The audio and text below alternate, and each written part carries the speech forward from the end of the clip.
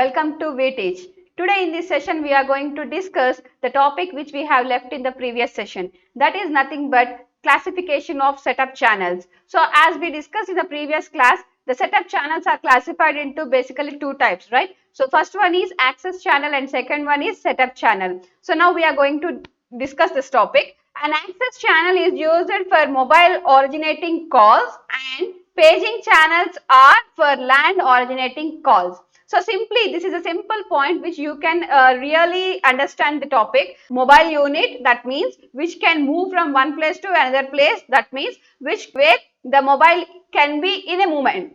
And the paging channels are assigned only for a fixed devices, that is landline phones. Okay, next, for this reason, setup channel is sometimes called as access channels and sometimes it is called as paging channels. So, in order to establish a communication between any mobile unit and cell site, rather it is a mobile phone or it may be a landline, right? So, for both the systems, we are accessing only one service. So, for that purpose, these channels, that means these setup channels can be sometimes acting as an access channels and sometimes it is acting as an paging channels. And now, every two-way channel consists of 30 kilohertz of bandwidth, that is a fixed one, and normally one setup channel is also specified by two operations as a forward setup channel and a reverse setup channel. So forward setup channel is using the upper band frequency and reverse setup channel is using the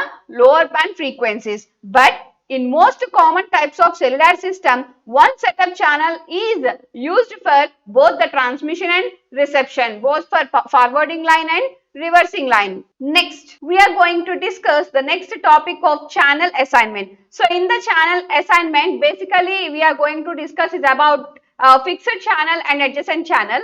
So what is a fixed channel and what is an adjacent channel? So as we discussed in the previous session, the fixed channel is nothing but assigning a particular channel in order to establish a call between any two subscribers. That means from mobile unit to the cell site. So in order to establish a call, we need to assign a channel compulsorily. So that assignment of channel may be either fixed one or variable one. Fixed one cannot be reliable nowadays and the variable one is reliable, is very much usable for the users in nowadays. And next, the adjacent channel assignment includes neighboring channel assignments and next channel assignments. So neighboring channels in the sense surrounding channels which are interconnected with the same channel, and also the next channel, that means the preceding one or the posterior one. So that channel will be assigned. Next, the near and far end ratio interference can occur among the neighboring channels. So among the neighboring channels, there may be a chance of occurrence of near and far interference ratio.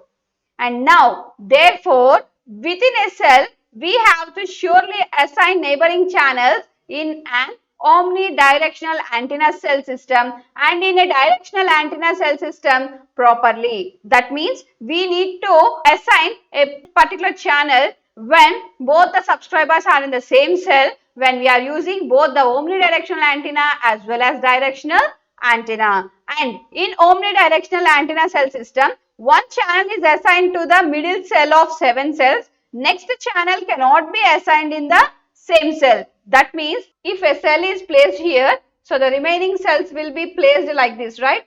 The next one. So like this is the middle one. So when we establish a communication between this middle one, if we select this cell, no adjacent channel or no neighboring channel are allowed in order to share the same channel. So if one channel is assigned to the middlest of 7 cells, the next channel cannot be assigned in the same cell. Also, no next channel should be assigned in the 6 neighboring cells. So this is considered no neighboring channel should also be placed. That means apart from this channel is not allowed, this channel is not allowed, this channel, these channels are also not allowed in order to share the same channel. Fine. Next, in a directional antenna system, if one channel is assigned to a phase, next channel cannot be assigned to the same phase. That means if the channel is assigned here, then this cell phase also not allowed and this cell phase can also be not allowed in order to share the same cell. Fine. Next, we are entering into the next topic, channel sharing. So what is sharing of channel? And we also have the other topic of channel borrowing. So channel sharing and channel borrowing are also very similar one, but what the main difference is, channel sharing is short term process, and when we consider the channel borrowing, it is a long term process. So you may be very familiar like what is short term and what is long term, right? So short term means only for particular time period we are using that process, and for long term means it is a permanent one which we cannot be make any modifications. Fine. So now we are entering into this topic, channel sharing. So channel sharing is a short term traffic relief technique, and there are 21 channel sets with each consisting of about 16 channels. And the following we have a figure and we can explain this topic very clearly there. Before that, have a look at these 4 points, and when a cell needs more channels, then the channel of another phase at the same cell site can be shared to handle the short term overload. So in the following figure we will look at this. So look at this figure. This is a channel sharing figure. So each and every cell, if you look at this very clearly, each and every cell is sharing its place to the neighboring cells. So by this sharing, it means that both the services and both the properties are also shared by the neighboring cells. So this mechanism or this phenomena is known as channel sharing, and this channel sharing can also be known as short-term process. Fine. That means whenever, for example, if we are using this cell in order to establish a call, and also this cell needs to access the same properties, this will be borrowing the properties of this cell. So then it uses the properties of this cell whenever it is in communication or it is established a call. That time only it uses this property. Otherwise, it releases from its properties so that only this cell can use the whole property without sharing. Fine. So simple example, a small example like in a classroom there are many students, and one student pen was not working, so that student for his resource he requested someone to give that. So that one person gave that pen, so this person borrowed the pen from the other person. So whenever this person completes his work, he returns back his pen to the person from whom he had borrowed the pen, right? So after completion of his work, he returned back. So in the same way, the cell which borrowed the properties or space from the other cell, after completion of the establishment of call, that means after completion of the call, it always return back its properties to the cell from where it is borrowed. Fine. And next, coming to the channel borrowing. So channel borrowing technique is usually handled as a long-term basis. Long-term basis in the sense it is a fixed one. We cannot change or we cannot modify this property. And next, the extent of borrowing more available channels from other cells depends upon the density of the traffic in that particular area. So releasing and catching of the properties totally depends upon the density of traffic. Density of traffic is nothing but establishment and releasing of calls. That is defined as a traffic. And channel borrowing can be implemented on one cell site face to face another cell site. That means same cell site should be faced to the other cell site. So then only we can borrow the channel. And next, the channeling technique is used primarily for slowly growing systems. Okay. Next, we are going to the small topic of overlaid cells. To permit the two groups of reuse channels in two different cells, then we use the same pattern of same size, and underlaid small cell is sometimes established at the same cell site as the large cell site. Okay, so what is the cell site in before? So cell site is nothing but the place where the antenna or the network is placed in a constant position, right? So that cell sites will be divided into subparts. So in that we are using frequency reuse patterns as well. Fine. So next, the donut, large one, hole, small one defined in a cell, and these are treated as two different cells. They are usually considered as neighboring cells. That means within a cell, we are differentiating two types of terms. One is donut and second one is hole. So donut is nothing but a dot and hole is nothing but a hole. So whenever this donut is inserted in this hole, it will become the complete figure. So without these two combinations, we cannot establish any type of curves. Fine. So now we are going to the other part of this unit, that is part B, cell coverage for signal and traffic. So before entering into this topic, we have already discussed about what is the reflected path and what is the propagated path in before sessions, right?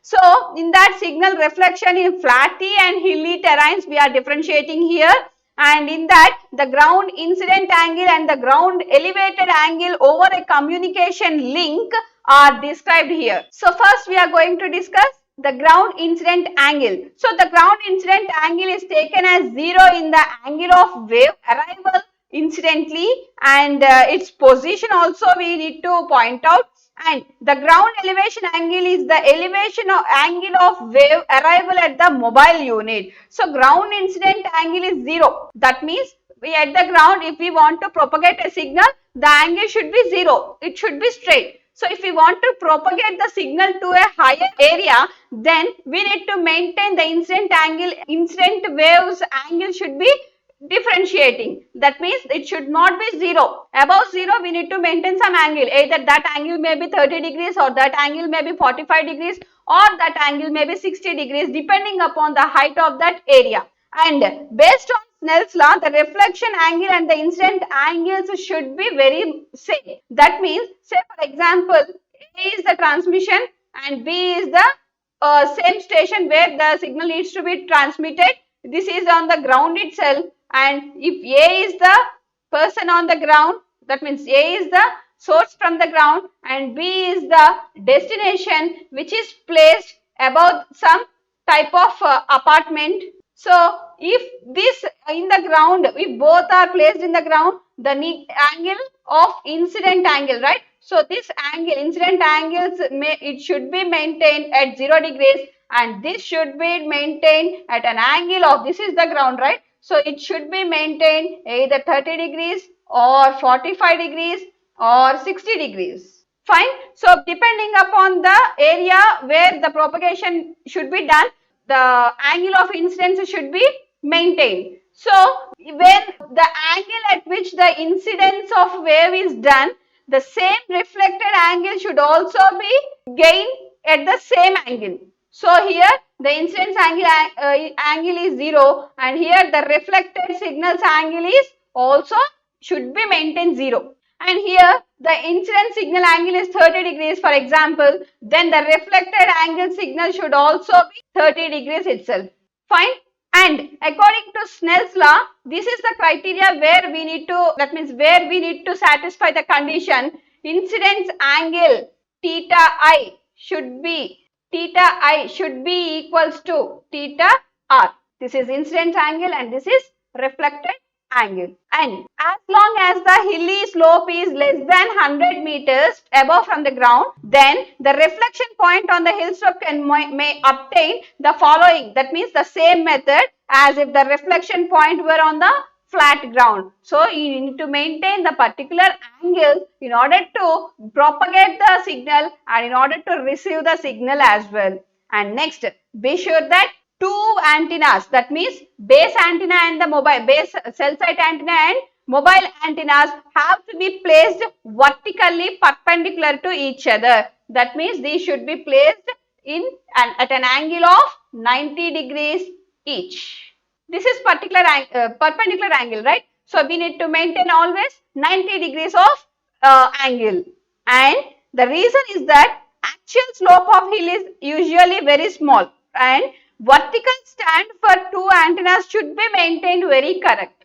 Fine. Next. So now let us see the figure which represents the ground incident angle theta and ground elevation angle phi. So we are differentiating both incident angle as theta and the reflected angle as phi. So incident angle theta is a wave which is looking down towards the ground. So this is theta and this angle, the other reflected angle from the ground is little bit difference from this 2. That means this is, if for example this is 0, then it may be the value of greater than 0, right? So if we consider theta is equals to 0 degrees, then phi should be greater than 0. Either that value may be 10 degrees or that value may be 20 or 30 or 45 or 60, whatever the value may be, but it should not be equals to 0. Fine.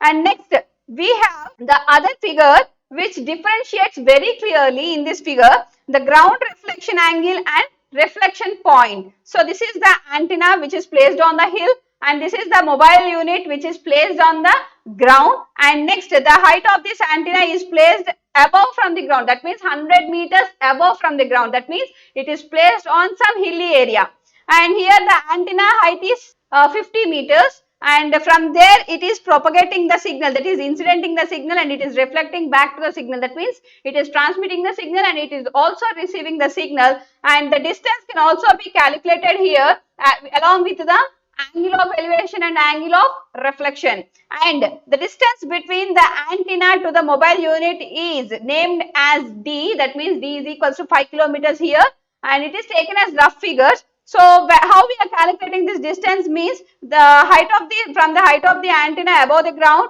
to the mobile unit. So this distance is calculated as D1, and the distance above from the mobile unit to the antenna middle, that is taken as D. So this value will be equals to the distance between the antenna where the antenna is located at the hill area to the mobile unit. So this differentiates whole reflected angle and the incident angle. According to Snell's law, we should be maintain both the incident angle and reflected angle same.